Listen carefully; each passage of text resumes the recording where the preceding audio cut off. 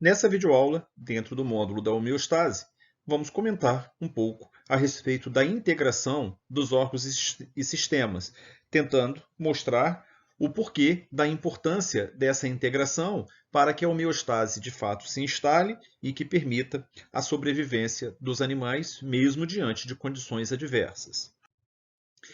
Nesse aspecto, a homeostase depende da ação integrada de vários órgãos e sistemas. Evidentemente, o tecido nervoso, ou o sistema nervoso, o sistema endócrino e o sistema circulatório são aqueles que acabam participando mais efetivamente dos mecanismos homeostáticos.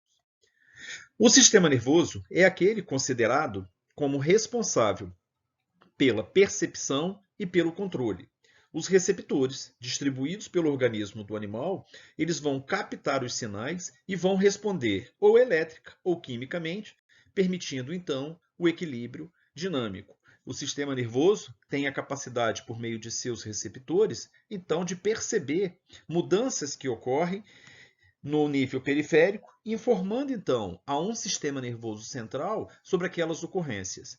E, uma vez chegando esses sinais, o organismo então tem condição de responder ou de controlar uma determinada variável que está fora daquele que é considerado como o equilíbrio dinâmico.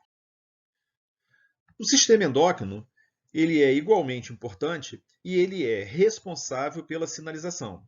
As glândulas produzem hormônios que atuam nos receptores químicos do organismo, permitindo um equilíbrio dinâmico.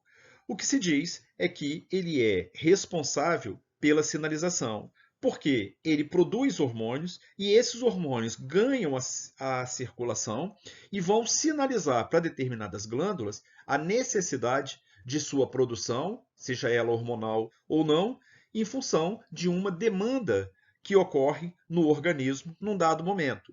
Por exemplo, o ACTH, produzido pela adenohipófise, ele sinaliza para a córtex da adrenal uma necessidade de produção de glicocorticoide ou de um mineralocorticoide. O MSH, produzido também pela adenohipófise, vai sinalizar para a pele a necessidade de uma maior ou menor de um maior ou menor escurecimento dessa pele, no sentido de protegê-la. O GH, ele vai sinalizar para o osso e para o músculo uma determinada necessidade metabólica. Da mesma forma, o TSH, produzido pela adenohipófise, sinaliza para a tireoide a necessidade de produção de T3 e T4, que são hormônios de metabolismo. A gonadotrofina, produzida igualmente pela adenohipófise, também vai sinalizar para o testículo ou para o ovário uma necessidade de produção hormonal que está relacionado com a reprodução desse animal. A neurohipófise, quando produz o ADH, esse ADH sinaliza, na verdade, ele não produz o ADH, quem produz o ADH é o hipotálamo, a neurohipófise ela libera esse ADH, então, sinaliza para o rim uma necessidade de retenção de água. O nome ADH significa antidiurético. A prolactina produzida na adenohipófise e a ocitocina produzida no hipotálamo e liberada pela neurohipófise vão atuar na glândula mamária no sentido de haver um controle daquela secreção láctea que é uma demanda do organismo num dado momento. Daí então dizer que o sistema endócrino ele é responsável pela sinalização. No sistema endócrino, os receptores jogam um papel extremamente importante, lembrando que, para cada sinal, há sempre um receptor. A dopamina, ela vai reagir ou ela vai se unir àquelas células que tiverem receptores para ela. E assim, todos os demais produtos produzidos aí pelas diferentes glândulas do organismo do animal. Esses receptores eles vão estar localizados algumas vezes na superfície da célula e outras vezes dentro do citoplasma. Normalmente, quando nós temos uma molécula mensageira de maior tamanho, de maior número de Daltons, normalmente essa substância vai ter dificuldade de atravessar a membrana e os receptores, então, são receptores localizados na própria membrana.